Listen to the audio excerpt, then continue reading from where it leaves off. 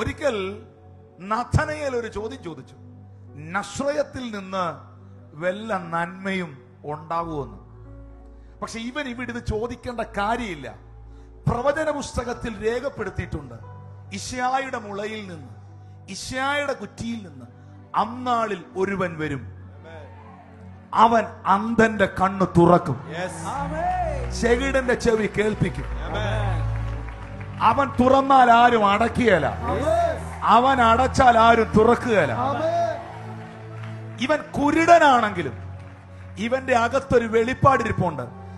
എന്നെങ്കിലും ഒരിക്കൽ ഈ ദാവീദിന്റെ ഗോത്രത്തിൽ നിന്ന് വരുന്നവൻ, ദാവീദിന്റെ പുത്രനായവൻ എന്നെങ്കിലും ഒരിക്കൽ ഈ ഭൂമിയിൽ അവതരിച്ചാൽ അന്ന് എന്റെ കണ്ണ് സുഖപ്പെടും എന്നൊരു വെളിപ്പാട് അവന്റെ അകത്തുണ്ട്. അവൻ വിളിച്ചത് നാട്ടുകാർ ചൊല്ലിക്കൊടുത്തത് ഏറ്റുചൊല്ലുവല്ലായിരുന്നു, നാട്ടുകാര് പറഞ്ഞത് ഏറ്റുചൊല്ലുവല്ലായിരുന്നു. അവന്റെ അകത്ത് കിടന്നൊരു വെളിപ്പാട്,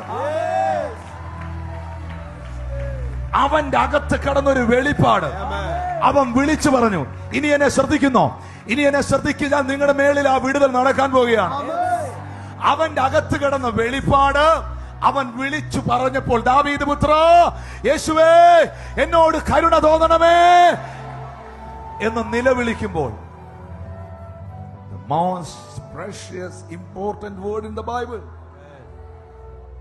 word 39 40 please. യേശു നിന്നു. Amen.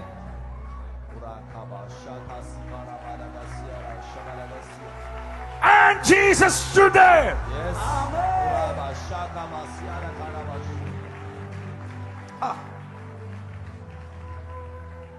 അഖിലാണ്ടത്തെ മൊത്തവും ചലിപ്പിക്കുന്നവൻ, Amen. സപ്തസാഗരങ്ങളെ സൃഷ്ടിച്ചവൻ, വാക്കിനാൽ സകലത്തെ ഉളവാക്കിയവൻ, ഒരുത്തന്റെ വായിന്ന് വന്ന ഒരു വിളിയുടെ മുൻപിൽ, ഒരു വാക്കിന്റെ മുമ്പിൽ സൂര്യനെയും ചന്ദ്രനെയും ഗാലക്സികളെയും ചലിപ്പിക്കുന്നവൻ, അവൻ അവിടെ നിൽക്കണമെങ്കിൽ ഇന്ന് അകത്തുനിന്ന് വിളിക്കാവോ? അവൻ ആരെന്നുള്ള ബോധ്യത്തിൽ നിന്ന് വിളിക്കാവോ? അവനാരെന്നുള്ള വെളിപ്പാടിൽ വിളിക്കാവോ?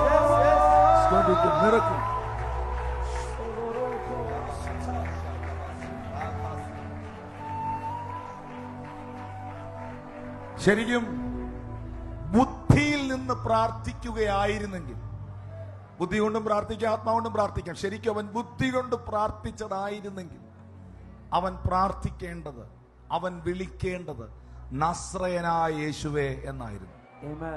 പക്ഷെ അവൻ വിളിച്ചത് ബുദ്ധിയിലല്ല, അവന്റെ അകത്ത് യേശുവിനെ കുറിച്ചൊരു റെവലേഷൻ ഉണ്ടായിരുന്നു. എന്റെ കണ്ണ് തുറക്കുന്നവൻ നസ്രയത്തിൽ നിന്ന് വരുന്നവനല്ല, എന്റെ കണ്ണ് തുറക്കേണ്ടവൻ ദാവീദിന്റെ ഗോത്രത്തിൽ നിന്ന് വരുന്നവൻ. In the name of Jesus. Come and help me. എന്റെ കണ്ണ് തുറക്കേണ്ടവൻ ദാവീദിന്റെ ഗോത്രത്തിൽ നിന്ന് വരേണ്ടവനാണ്. ഓ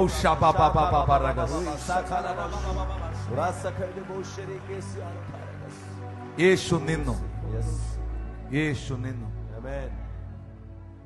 അവനെ തന്റെ അടുക്കൽ കൊണ്ടുവരാൻ പറഞ്ഞു. എന്നിട്ട് അടുത്ത വാക്യം, അവൻ അടുക്കൽ വന്നപ്പോൾ, മറ്റൊരു ഭാഗത്ത് എഴുതിയിരിക്കുന്ന ഒരു വാക്കുണ്ട്, അവൻ പുതപ്പും ഇട്ട് കളഞ്ഞ്. വായിച്ചിട്ടുണ്ടോ നിങ്ങളത്? മർക്കോസ് സുവിശേഷത്തിലാണ് അത് എഴുതിയിരിക്കുന്നത്.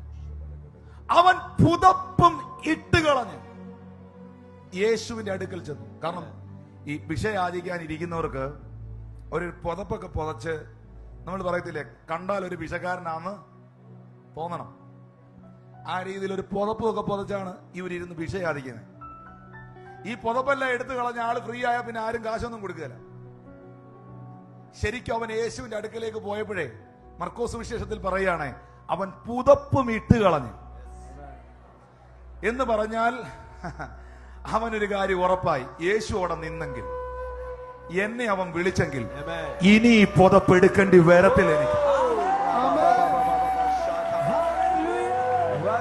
ഇന്ന് ദൈവത്തിന്റെ ആത്മാവ് ചിലതിന്, നിനക്ക് വിരോധമായി നിൽക്കുന്ന ചില ദാരിദ്ര്യങ്ങൾക്ക് അവൻ പുതപ്പും ഇട്ടുകളഞ്ഞ് എഴുന്നേറ്റ് യേശുവിന്റെ അടുക്കൽ ചെന്നു.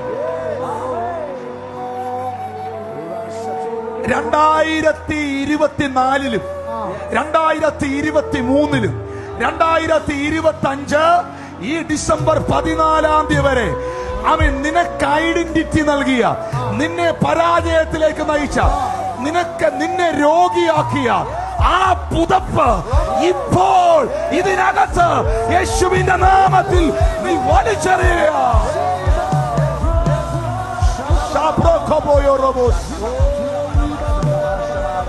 The name of Jesus.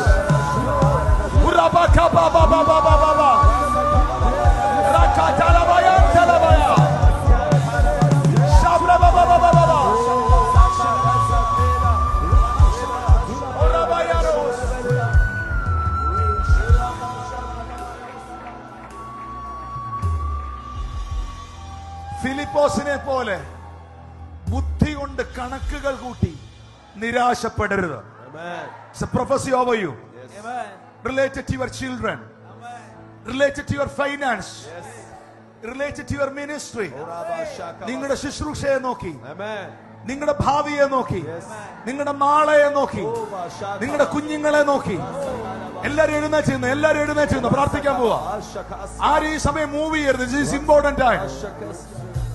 നിങ്ങളുടെ ബുദ്ധി കൊണ്ട് കണക്ക് കൂട്ടി ഫിലിപ്പോസിനെ പോലെ നിങ്ങൾ അങ്ങനെ അളക്കരുത്. നിങ്ങളുടെ കണ്ണ് തുറക്കുക, നിങ്ങളുടെ ആത്മാവിന്റെ കണ്ണ് തുറക്കുക. നിലവിലുള്ള സാധ്യതകൾ അന്ത്രയോസിനെ പോലെ തുറന്നു കാണുക. ആ നിലവിലുള്ള ശേഷിപ്പിനെ കർത്താവിന്റെ അടുക്കലേക്ക് കൊണ്ടുവരിക. യേശുവിന്റെ നാമത്തിൽ നീ ഒരിക്കലും അല്പമായിരിക്കത്തില്ല. ഇവർക്ക് ഇതുവരെ പിടികിട്ടിയിട്ടില്ല. ഞാൻ ഈ പറഞ്ഞ വാക്കിന്റെ ഗൗരവം പിടികിട്ടിയിട്ടില്ല. നിന്റെ ശുശ്രൂഷ അല്പമായിരിക്കത്തില്ല. നിന്റെ അഭിഷേകം അല്പമായിരിക്കത്തില്ല. നിന്റെ ആരാധന അല്പമായിരിക്കത്തില്ല.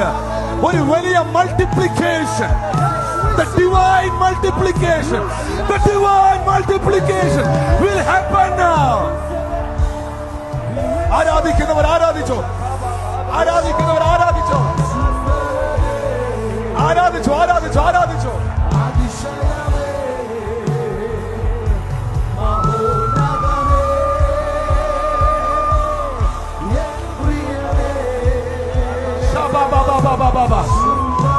ഇന്ന് പകൽ നിന്നെ കുറച്ചു കളയുന്ന, നിന്റെ നന്മകളെ കുറച്ചു കളയുന്ന സകല പൈശാചിക പദ്ധതികളെ